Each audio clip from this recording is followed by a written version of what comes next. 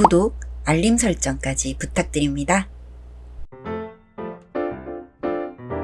오늘도 우리 사는 이야기 찾아주셔서 감사합니다. 사연자분이 보내주신 이야기 시작해 볼게요. 안녕하세요. 저는 20대 남자입니다. 어릴 때 저는 혼자 노는 걸 좋아하고 친구들 사이에서 어울리지 못하던 아이였습니다. 친구들이 저를 괴롭히거나 따돌리는 건 아니었지만 저는 본능적으로 친구들과 어울리는 방법을 몰랐습니다. 학창 시절을 거의 혼자서만 보내던 저는 외로움을 많이 타는 사람으로 성장했습니다. 그때도 그랬지만 나이가 든 지금도 마찬가지로 비슷합니다. 외로움을 타는 성격은 집안 형편 탓도 있었습니다. 어릴 때부터 집이 가난했고 중학생 때 돌아가신 아버지와 고등학생 때 돌아가신 어머니 밑에 외동으로 큰 탓에 혼자 지내는 시간이 매우 길었습니다. 부모님이 돌아가시고 오히려 형편은 더 나빠져 학창 시절부터 시작해 지금까지도 내내 끊이지 않고 알바를 해오고 있습니다. 알바를 하면서 만난 친구 은성이는 저에게 너무나 소중한 사람입니다. 은성이는 대학생 때 같이 맥주집에서 알바를 하며 친해진 친구입니다. 저는 처음엔 활발한 은성이가 약간 부담스러웠지만 오히려 저에게 은성이가 더 열심히 다가와준 덕에 지금은 둘도 없이 친한 친구가 되었습니다. 퇴근하고 맥주도 한 잔씩 하고 서로 휴무가 겹치는 날에는 만나서 커피도 한 잔씩 마시곤 했습니다. 사장님도 무척이나 좋은 분이셨기 때문에 저희는 어느새 5년째 일을 하고 있었습니다. 저와는 달리 사교적인 은성이가 부러울 때도 있었지만 어쨌든 저를 무척 편하게 대해주는 은성이에게 늘 고마웠습니다. 친구라고 부를 수 있는 사람이 한 사람이라도 생겼다는 것이 너무 즐거웠습니다.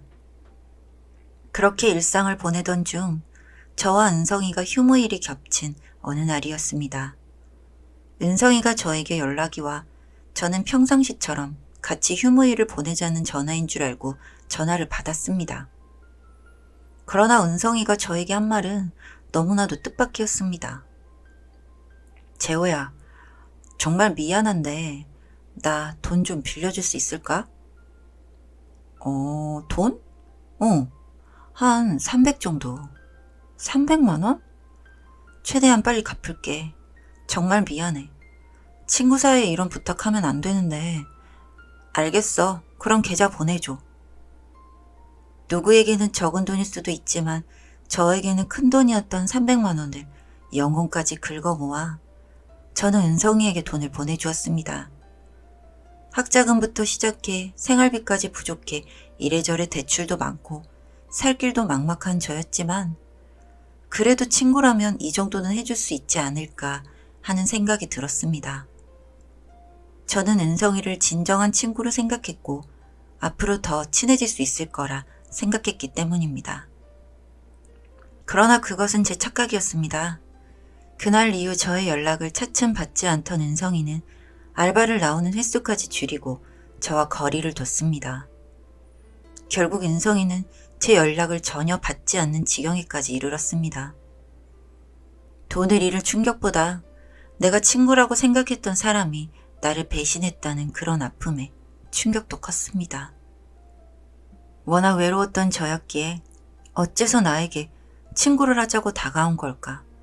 애초부터 나에게 이럴 작정이었던 걸까? 많은 생각이 들었습니다.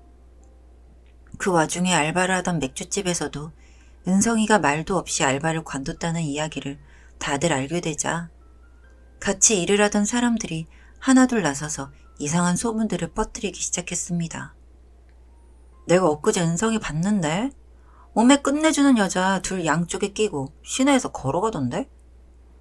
난 저번에 여기 뒤에 공원에서 금발머리 외국인 여자랑 완전 쪽쪽거리고 있는 거 봤는데? 이야, 이 은성, 이거 완전 보통 아니네. 사람 좋은 척 실실거리고 다니더니 괜찮은 여자 하나 물었다 이거지? 알바도 말도 없이 때려치우고 말이야. 바빠 죽겠는데. 은성이를 떠올리면 너무나 실망스럽기도 했지만 적어도 은성이를 좋게 보던 사람들까지 은성이를 욕하기 시작하자 오히려 반발심이 들었습니다. 그 친구가 저에게 잘못한 점은 있지만 정말 진짜로 나쁜 마음을 품고 나에게 접근했던 것은 아닐 테니까요. 적어도 저와 함께 지내며 웃고 떠들었던 그때가 은성이의 진심이었을 거라 믿었습니다.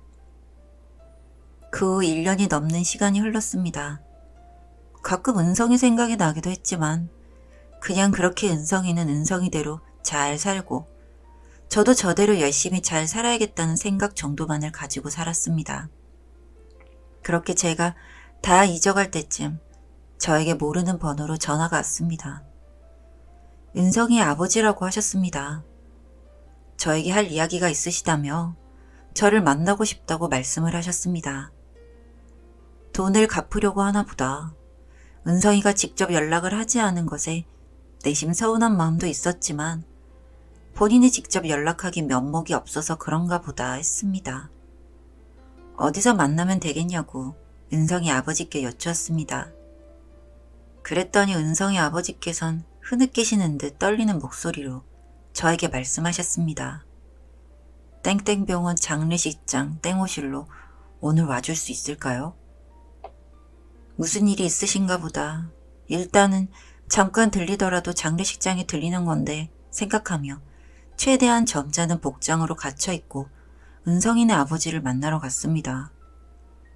택시를 타고 장례식장에 도착해 은성이 아버지가 말씀하신 땡호실로 들어서는 순간 저는 제 눈을 의심했습니다.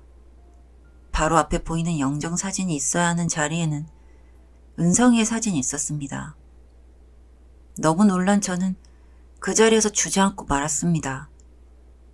저를 발견하신 은성이 아버지가 와서 저를 끌어안고 눈물을 흘리시는 동안에도 저는 믿어지지 않았습니다.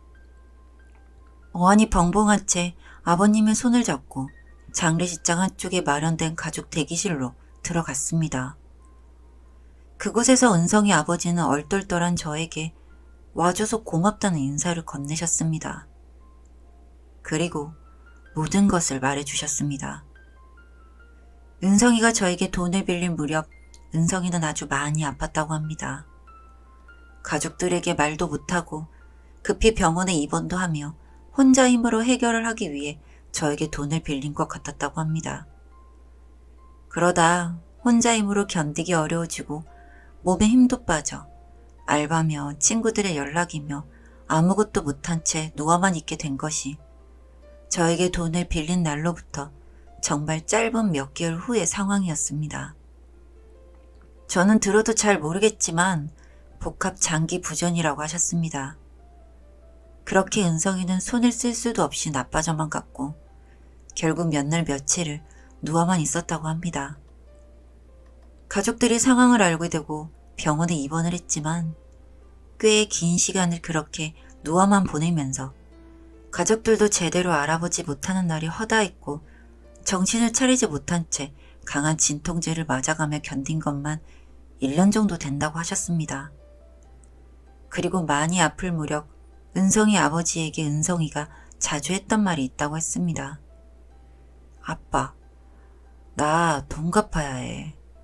재호한테 돈 갚아야 해. 재호 진짜 착해.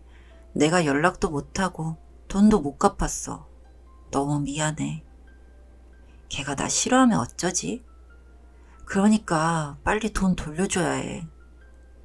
그 말을 들을 때마다 은성이 아버지는 은성이를 달래려 그냥 알겠다고 아빠가 꼭 갚겠다는 말만 하셨다고 합니다. 어쨌든 은성이가 나아지고 나서 저에게 연락해도 된다고 당장 눈앞에 있는 급한 불부터 꺼야 될 것이라 판단하셨다 합니다. 그렇게 은성이는 1년 조금 넘는 시간을 견디다 그렇게 떠나버렸다고 합니다. 그리고 은성이가 떠나기 며칠 전 무언가 다른 모습으로 자신의 앞날을 예견한 듯 또 제 이야기를 했다고 합니다. 아빠, 내가 여태껏 모은 돈 아빠랑 누나랑 1,000만 원씩 가지고 나머지는 재호 다 주라. 이자라고. 내가 너무 미안했다고. 꼭 그렇게 그 친구한테 전화 주라. 은성이가 누나와 아버지 셋이 살면서 꼭 좋은 집에 살 거라며 모은 알바비였다고 합니다. 저와 함께한 알바 말고도 은성이는 몇 군데씩이나 더 일을 하면서 2,500이라는 큰 돈을 모아놓았다고 합니다. 그 돈을 아버지와 누나 그리고 마지막으로 저에게 남긴 것이죠. 저는 엄청나게 울었습니다. 정말 태어나서 이렇게 울 수도 있겠구나 싶을 만큼 울었습니다. 저는 영정사진 앞으로 가서 은성이에게 마지막 인사를 건넸습니다. 그리고 은성이를 조금이나마 원망했던 제가 미웠습니다. 한 번만이라도 다시 연락해서 은성이에게 무슨 일이 생겼는지 알아보기라도 할걸.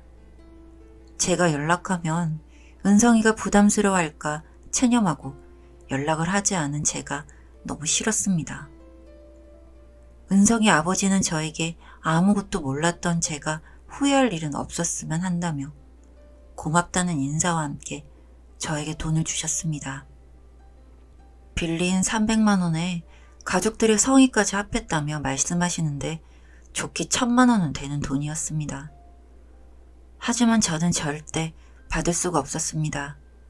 은성이 아버지께서는 이 돈마저 제가 받지 않으면 은성이가 마음 편히 갈 수 없을 거라 저를 달래시며 결국 저에게 돈을 쥐어주셨습니다.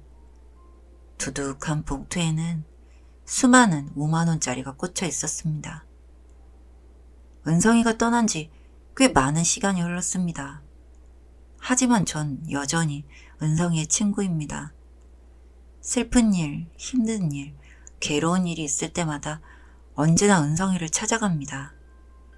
은성이의 아버지와 누나는 저에게 가족이 되었습니다. 자주 만나 밥도 먹고 서로를 타인에게 가족으로 소개도 합니다. 은성이 덕분에 저는 좋은 사람들도 많이 알게 되었고 이제는 제가 먼저 나서서 남에게 다가설 줄 아는 사람이 되었습니다. 은성이의 돈은 당분간 쓰지 않으려 합니다. 그리고 기회가 된다면 아픈 사람들을 돕는 데 쓰려고 마음을 먹고 있습니다.